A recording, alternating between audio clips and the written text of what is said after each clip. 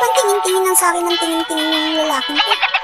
Ang kapal-kapal talaga yata ng mukha. Oh, tingnan mo.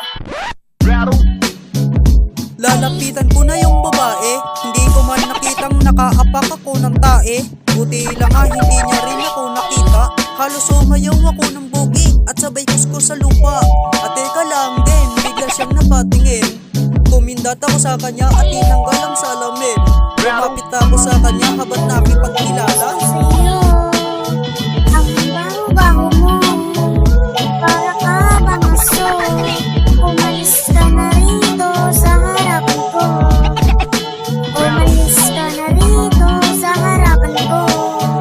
Wala akong gusto sa'yo. At ang sabi niya, kuya, may naaamoy ka ba? Sabay takip ng ilong, ako'y tumalikod. At buti lang at bird, everything's good.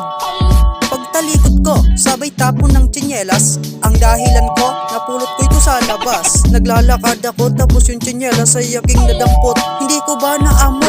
Ang laki siguro ng aking kulapot. At teka lang, ate, hindi ko naman sinasadya. At tapit taas ng kamay abang ako'y nakipagkilala. Wag mo nang pansinin ang anong naaamoy. Very good boy, my name is Tito. Gusto ko lang naman na makipagkilala. Hindi naman siguro na ito ay masama. Hello sir, sir ano po ba yung kaso kapag ang isang babae nagpapansin? Kasi kanina pa nagpapansin sa akin eh. Ulihin ko na lang to sir. Yakapin mo. Kaya nang sabi sir, sir.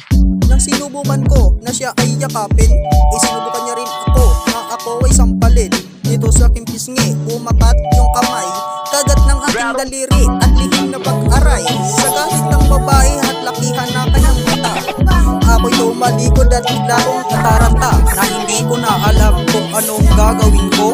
Na para siyang aso habol ng habol sa akin. I don't do, nagtatago-tago ako.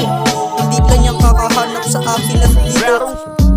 Sa sobrang kahahabol sa akin at ayaw akong tantanan. Napagkamalan kami ay magkasintahan. Nang hawakan niya ang aking kamay at bigla kong pinagsasampal. Sabay yakap sa kanya, tama na mahal. At tika lang muna, ang mata ay pulang-pula. Sa galit niya sa akin at kung saan nga ba kami nagkikita. Kapag Ang nagkikita kapal ng kami iyong parang ito. mukha.